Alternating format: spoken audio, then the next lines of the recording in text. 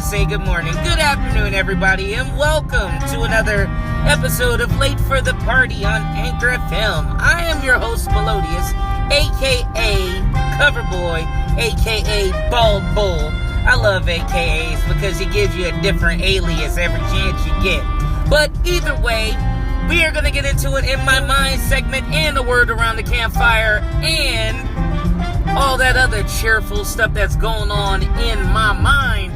Oh yes, it is a lovely Sunday. I am on the road, ready to get the rest of the day over with and all that.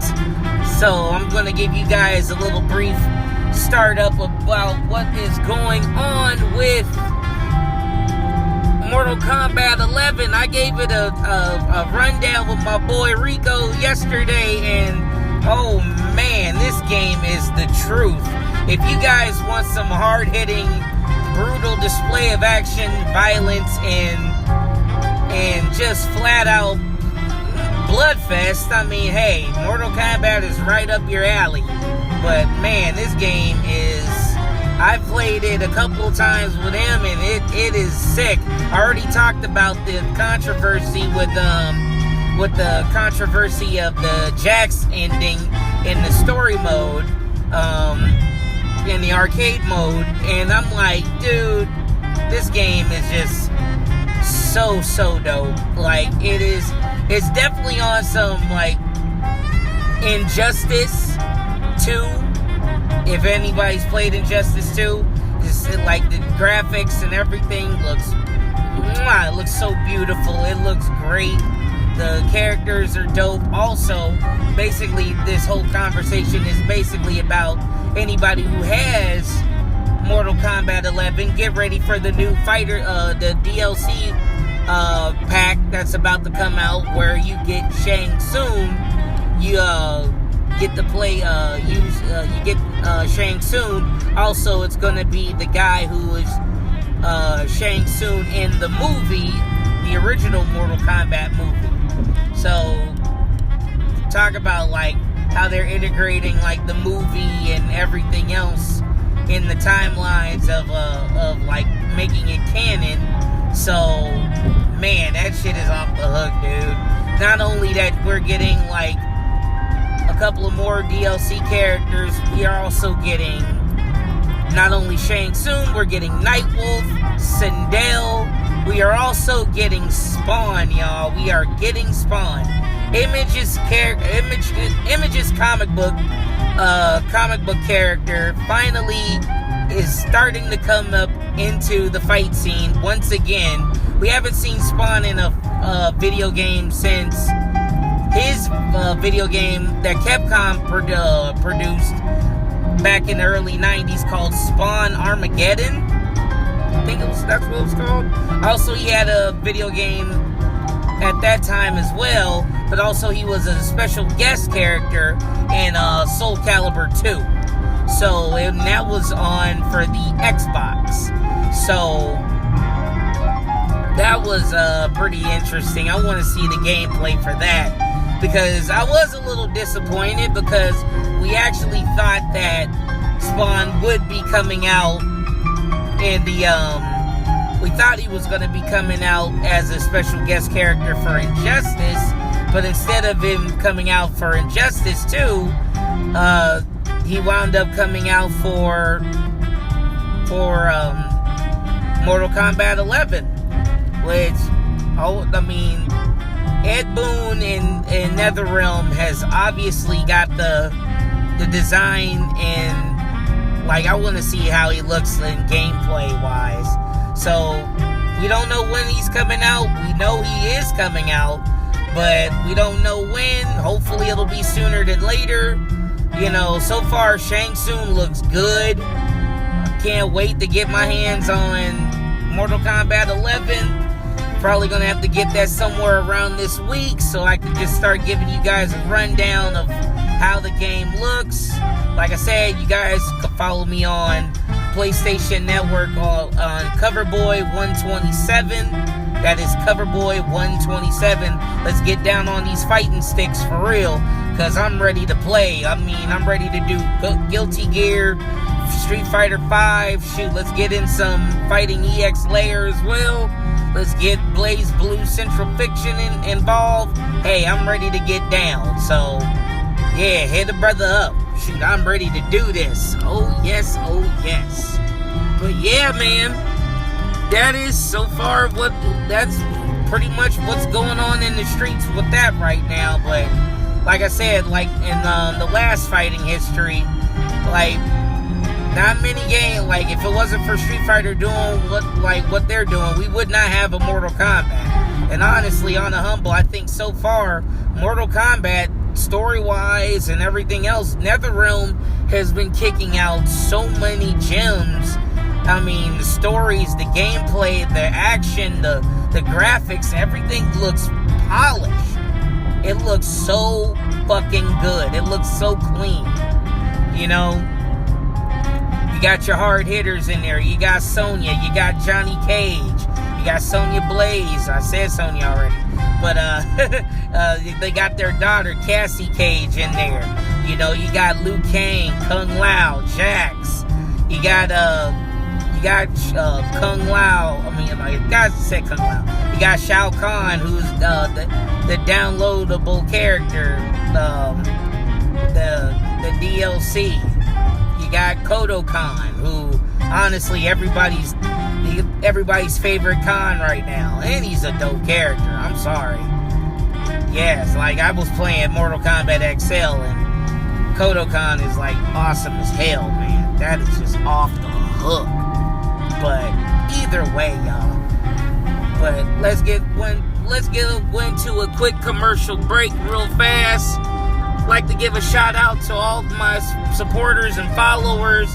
Also, like to give a shout out to my boys Rico, my boy Gustavo, Nacho.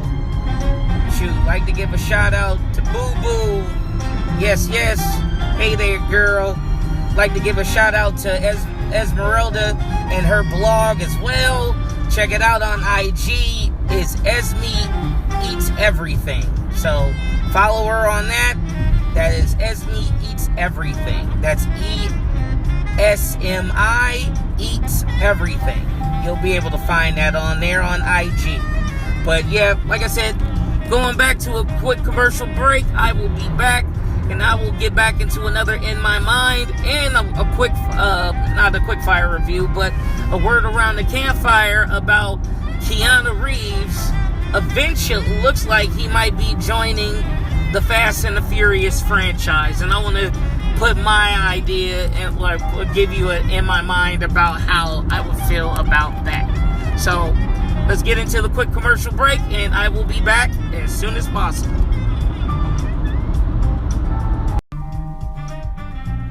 Hey, what's up, everybody, and welcome back to Late for the Party on Anchor FM. You know who it is. I am your host, as always, Melodious, a.k.a. Coverboy, Bald Bull. Yes, love it. Yes, we are back, and we are going to get back into a word around the campfire. This is basically about Kiana Reaves most likely joining up with the Fast and Furious franchise. So, how do I feel about this? Honestly, you know what? Considering the fact that this movie has gotten bigger and bigger and bigger, like, how in the hell, like, it came down to street racing to become an international spy movie, you know what I'm saying? About street racing. Which is, like, totally baffles me. Now we're getting, you know, we got the split from it with Luke and, Hobbs and, Shaw, which is crazy. You know, we got Rock and freaking, oh, come on now, my mind just had a brain fart all of a sudden. Jason Statham teaming up together in a pretty much a buddy action film. So, I mean, you know, it is what it is. I mean, but then also we got Idris Elba. Also, that's a good thing. I wanted to talk about, and this is going to be an In My Mind about Fast and the Furious Hobbs and Shaw. So it's pretty much a spin-off of the original take of the Fast and Furious franchise, which is kind of like pretty much what happened in Tokyo Drift to some degree, because it really had nothing to do with the main characters of the other films. So pretty much, I mean, it looks good on paper. It looks like your atypical action film.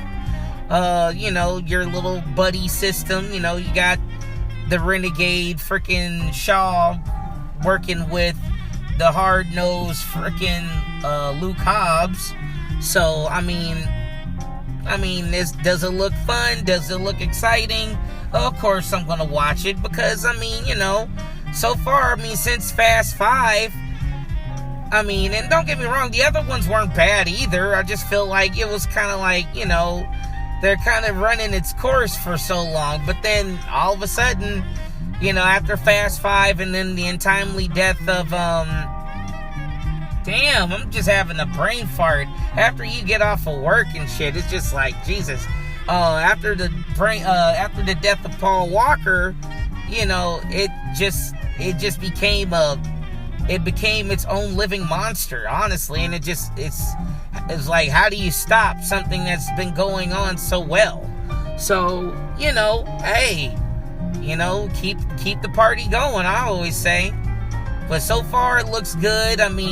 You got Idris Elba playing the villain as Brixton, I believe, aka the Black Superman. So, they're starting to get into this James Bond-esque, but with faster cars, which is kind of like without the goofy suits and everything. So, ultimately, like, if it's gonna be the way it is, they're obviously entertaining films and everything, and like, minus the fact that, like, the dose of reality, most of these stuff that they're doing would probably kill most of them in mid-flight of them getting into, like, I'm not gonna sit there trying to hold a chain while, like, trying to make sure this helicopter crashes and everything. It just looks the trailer was interesting, say the least. Well, not say the least, but the trailer didn't look so bad. But either way, it looks pretty cool on paper. So I'm excited to see it. That's one of the also another film I'm definitely looking forward to seeing when it comes out. So, and on top of that too, like, but from what I'm hearing, that Kiana Reaves is possibly gonna be a part of the franchise as well. I can only see him being a villain, which honestly, like, for him to be a villain, like, honestly, I see, like, just like Idris Elba being a villain in the Hobbs and Shaw film, like, I could really see Keanu Reeves being a villain.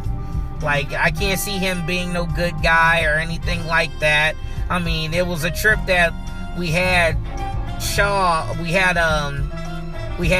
who's now damn near a good guy. We pretty much had The Rock chasing down Vin Diesel in Fast 5, and then he turns out to be, like, well, he wasn't a bad guy, but for him trying to be a cop, trying to hunt him down and everything, which was dope as hell to me. I actually liked Fast 5. That was actually dope. But for Keanu Reeves, I could see him being a villain. Like, and you know what? The funny thing is, Keanu Reeves plays a very dope villain. Like, I like him as a bad guy. Like, you know what? Like, just give me Keanu Reeves being a bad guy. Like watching the movie The Watcher, and where he was playing a serial killer, and also this other film that he also produced that you could watch on Netflix called Man of Tai Chi. The action is dope as hell.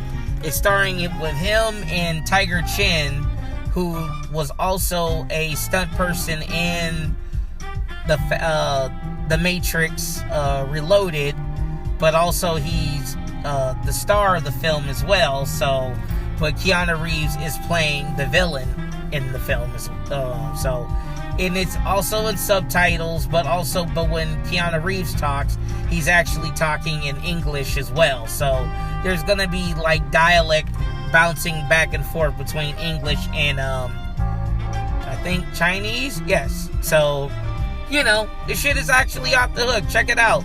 It's on Netflix, called Man of Tai Chi. The action is dope. Keanu Reeves plays a dope villain. So I mean, I could see him playing like the antagonist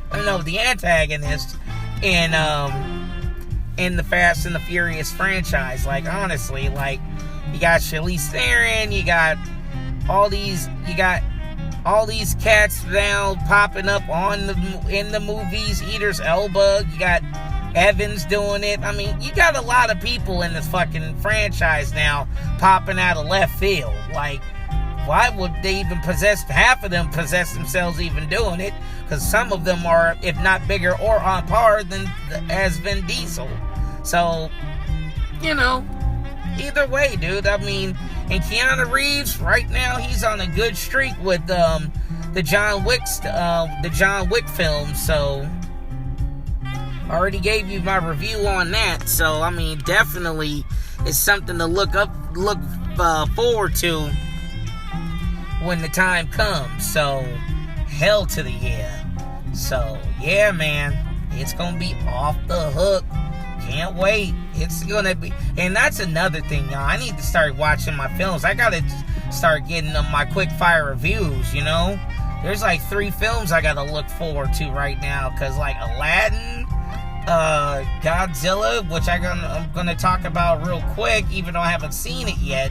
But considering the fact that I've been a Godzilla head since I can remember, and like my nephew, he's on the Godzilla tip, like just as hard as I am, and we're sitting here powwowing back and forth about the monsters and everything else, and he's schooling me and I'm schooling him. So I gotta look forward to taking him over to the movies and going to catch that. So, but from what I'm hearing, I'm hearing it's very good. It's very good from what I'm hearing. So, I mean, from being better than the first film, and I mean, considering the fact that not only you got the big G in there, you got big KG in there, you got King Ghidorah, the 3-headed dragon, pretty much one of my favorite villains of Godzilla, and I think like one of the only few Godzilla villains that he has not beaten on his own. Like, he's always had to team up with like either Rodan and Mothra, or both, like Rodan or Mothra, or all 3 of them, or like another monster just to fight him. So, then you got Mothra, and then you got Rodan, and I think there's a couple of other things that's going on too. And from what I'm hearing, you gotta watch it all the way to the end of the film, because there's some special stuff back there that you don't want to miss out. So, yeah, man. Like I said, I've been a Godzilla head for a long time. I really hated the one that came out in the early, the one with Matthew Broderick. That didn't even look like it was a Godzilla film. It looked like a giant ass iguana. And it's funny because after they lost the rights, the film company lost the rights to that version of Godzilla, the Japanese Toho wound up picking up the rights to it, and they just called that monster Godzilla, the American version of Godzilla, Zilla. So it's its own monster. So it has nothing to do with him being Godzilla. And thank God, because that shit was just, it was cool when it first came out, but when you watch it again and you're like, this isn't fucking Godzilla. What the fuck? Like, it's like giant ass iguana with the Godzilla roar, and it's like, you know, he gets taken out by a fucking helicopter. Like, come on. And like, you know, he's running around in the city and boring under the ground, and you know, it's just a lot of stuff that one didn't like, I didn't like resonate with. But then like I watched the other Godzilla films, like Godzilla vs. Biollani, or Godzilla vs. Space Godzilla, or Godzilla 2 Secret Wars, and everything else like that. I mean, or Godzilla Wars. I mean, there's a lot of them that, you know, like I said, Godzilla was still popping. I mean, you know, like, it's gonna be a trip, man. Like, I can't wait. Like, I grew up watching Godzilla, like Godzilla Theater that used to come on Channel 9 on Saturdays and Sunday nights. And like, I would stay up to watch it, and you know, I think I remember getting mad at my mom one time because I wanted to watch Godzilla Theater, but my family, like my aunts, were there, and I wasn't wanted to watch TV, and you know, she was like, no, and I'm like, fine then, I ain't gonna eat. What are we gonna eat? El Pollo Loco? Alright, fine, I'm going to bed. I don't want El Pollo Loco, we eat El Pollo Loco all the time. But now I'm starting like, damn, El Pollo Loco sounds good. Hey, sponsorship. If anybody listening to El Pollo Loco, please, I will sponsor that shit. Not because I'm black either, shit. So, shit. Let's knock that stigma out right now. Either way, y'all. Oh, my God. Yeah, there's just so much shit I need to get down on. Oh, that's another thing I want to talk about. This is going to be an extra side note, but, you know, I'll wait for another segment on that, because I will talk about, somebody asked me about if I'm excited to watch, the Dark Phoenix film, and I'll give you my take on that on the next segment. So, either way, y'all, this has been the In My Mind / Quickfire, God damn it, not the Quickfire. Word around the campfire. Yes.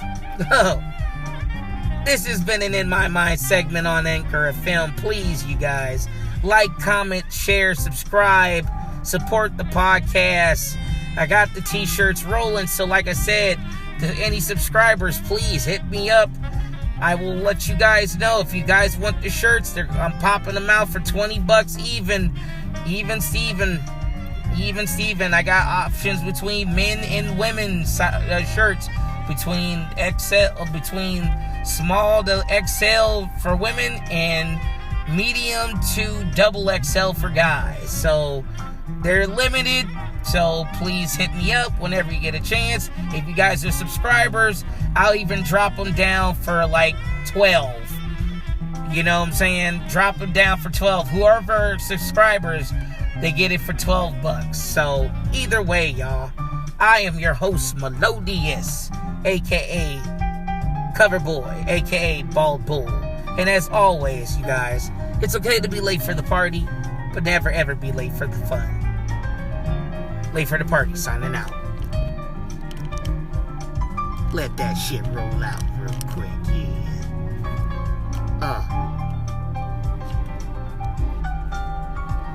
Hell yeah.